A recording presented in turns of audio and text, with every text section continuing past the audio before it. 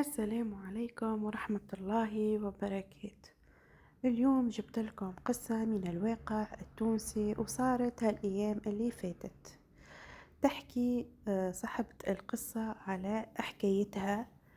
البنية هي تخدم في التلفزة التونسية، مكيوزة تمكيج لل... للممثلين، للكبارات وكذا. من أجمل وأحسن البنات اللي يخدموا خدمتهم، يعني هي إذا حد عنده تشوه في وجهه تخدمه له بالمكياج تطلعه كأنه ما فما شيء. اللي عنده حرقة، اللي عنده يحب يتنكر مثلا في حد آخر، مثلا مكياج متاع عزوزة، مكياج متاع راجل كبير. المهم هالمكيوزة هذه ما شاء الله تبارك الله عليها. اسمعوا قصتها للآخر تفهموا شنو حكايتها.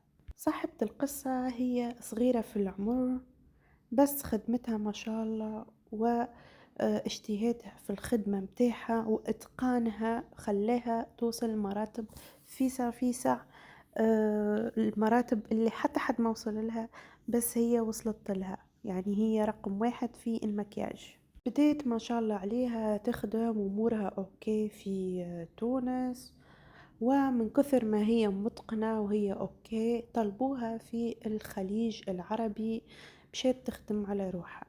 لكن فما إشكالية صارت لها غاديكا وهي تخدم. صراحة هي في البداية ما فهمتش شنو الإشكالية اللي اتعرضت لها، يعني ما هيش فاهمة شنو الموضوع. تقول المختصة هذه انه كي بدات تخدم امورها اوكي. تقول كي نحل الباليت متاع المكياج،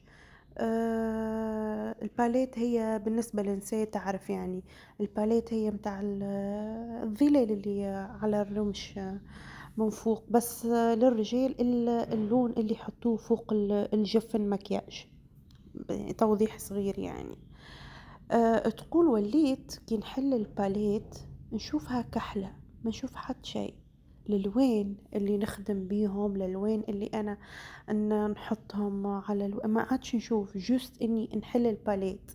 يعني الباليت فيه 40 لون او اكثر، فما دي باليت يعني اكثر من 60 70 لون، هي تشوفهم كحلة ما تشوفش الالوان يعني. وتقول زيادة كل ما تجي تخدم خدمة أو تجي باش تخدم حد هكايا تشدها لا ميغرين هي الشقيقة اللي تجي في راسك، الوجيعة القوية اللي تجي جوست تحل الباليت وتشوف الألوان يصير فيها هالموقف هذا. اون فوا سايبت الخدمة وسايبت الباليت من يدها ترجع امورها واضحة وترجع لا عاد وجيعة ولا عاد حد شيء. يعني هي تمس الباليت وباش تبدا تخدم عينيها تحمار، الدموع يبداو يهبطوا من عينيها وجيعة قوية، بس تتنحيها من هنا كل شيء يتنحى. حتى انه هي قاعدة بجنب الباليت وقاعدة على كرسي وما هيش ماسة الباليت وما هيش قاعدة تخدم، يعني ما يصير لها حد شيء. اما كي تحل الباليت هي المشكلة انه يصير لها الموقف هذا. ما فهمت شيء، هسه تروحها مشيت للطبيب وحكيت له الموضوع كامل. هي مش في بالها انها شقيقة وشقيقة وجايع وكل شيء. قالت خليني نكشف على روحي. مشيت للطبيب قال لها ما عندك حد شيء، لا عندك ما عندك حتى شيء، انتي اوكي، ما عندك حتى مرض وما عندك حتى شقيقة وامورك اوكي. مشيت لبرشا طبة، لبرشا انواع. مشيت لطبة الراس، مشيت عديت على عينيها زيادة يمكن وجيعة من عينيها، مشيت على وذنيها، راسها كامل، عملت سكانير، شيء ما عندها حتى شيء. الطب الكلهم اجمعوا انه هاي البنية ما عندها حتى مرض، ما عندها حتى لا شقيقة لا حتى شيء، يعني ما عندهاش مرض.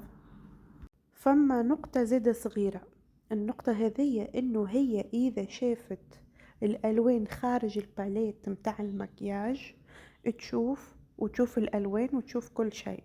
اما اذا ترجع تحل الباليت باش تخدم، هاي المشكلة انه ما تشوفش الالوان. الصراحة ما فهمت حتى شيء وما عرفت شنو تعمل. روحت لتونس، خليت لي وراها واللي قدامها وخدمتها وكل شيء وروحت لتونس طبعا. والفلوس اللي صرفتهم اللي لمتهم الكل على الخدمة متاعها الكل صرفتهم في من طبيب لطبيب، في من مختص لمختص، وفلوسها كلها مشيت. روحت على روحها ورجعت مع رجلها قاعدين وفي الدار، وكثرت المشاكل في الدار هي ورجلها، كثرت برشا. ف وصل بيهم يعني المشاكل أنها طلقت وكل واحد مشى على روحه، وفي نفس الوقت هزت ولادها معاها طبعا، و... ومشيت كريت هي وصغيراتها وباش تبدأ تخدم من أول وجديد وتحاول يعني لحتى توكلك الصغيرات، لأنه لازم تخدم ولازم توكل الصغار. بديت تخدم، كل ما تخدم وكل ما تعمل أي حاجة الوجيعة نفس الشي قوية على الآخر، فقالتلك لازمني نتغلب على الوجيعة هذيك ونخدم، يعني نتصرف، المهم لازمني باش نعيش صغيراتي. نهار قاعدة مع الفاميلي هكايا ويحكيو وكل شيء، فاقترحوا عليها تمشي من الواحد من الشيوخة يعني وتحكي معاه وتحكي له الحكاية وتشوف شنو هو الموضوع. اقتنعت هي بالموضوع وجاء اليوم الموعود ومشيت. مشيت أتوقع في جنوب تونس، في قفصة ولا هو القصرين. مشيت الواحد ي- كأنها يعملوا في الحضرة أو يقرأوا القرآن وكل شيء. ومشيت وهي حاضرة في الحضرة وفي التحسين، جاي واحد من الشيوخ جبدها على جنب وقال لها يجي نحكي لك شنو اللي صاير لك وشنو اللي قاعد يصير لك. وبدأ عاد يحكي لها، قالها انت عندك سحر اسود، باش تتخرب دارك، باش ما تخدمش، باش تتعطل في كل شيء، باش حياتك كلها تتدمر وتتفرق ويعني حتى خدمتك ما تتوفقش فيها، وباش يتنحالك الرزق اللي انت فيه. طبعا هي اللي قاعدة تحكي بلسانها انه قالت حتى باش ما نقدمش في خدمتي، باش تخرب داري، حتى قالت باش تلقى روحك ديما مريضة ديما تعبة وقاعدة في تركينة. فهي ما فهمت حتى شيء وتصدمت وما عرفتش شنو تعمل، فقالها ايجا هاني باش نفهمك بالضبط شنو الموضوع. فقالت حط شو اسمه هو كانون وحط فوقه كسرونة تغلي، وقالها هاني باش نوريك الأسحار الكل اللي عملوها لك. الكسرونة تغلي والنار من تحت، هو قاعد يقرأ في القرآن وصور طويلة زيادة من القرآن، طويلة برشا، وقاعد يرتل ويقرأ. وفجأة والكسرونة تغلي وتشوف في أكياس قاعدة تترمي في وسط الماء اللي يغلي هذايا، خارجة هكا من الطنجرة اللي تغلي، ويطلعوا فوق ويهبطوا في الواحد أكثر من 20 حرز هكا مسكر. وهي هكاكا وقت اللي قاعد الحروزات تطلع وهكاكا، قالت الشقيقة وقفت لي سيء، يعني الوجيعة تنحات، يعني ما عادش فما وجيعة. اما قعدت لي مشكلة الالوان، وقت اللي نغزر للمكياج متاعي او باش نخدم على روحي الالوان ما همش واضحين ومانيش باش نشوف حتى لون والكلها نشوفها كحلة. شنو هو الموضوع؟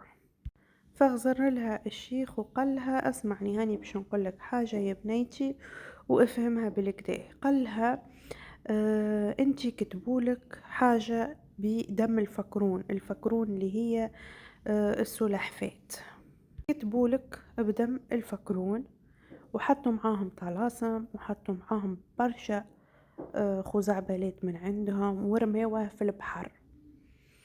او قال لها شنو هو الموضوع؟ الموضوع انه هما في رحلة، مشاو في رحلة وفي وسط البحر ورميولك السحر متاعك في قاع البحر ومرزن بالرصاص، يعني ماهوش باش يطلع جملة من قاع البحر.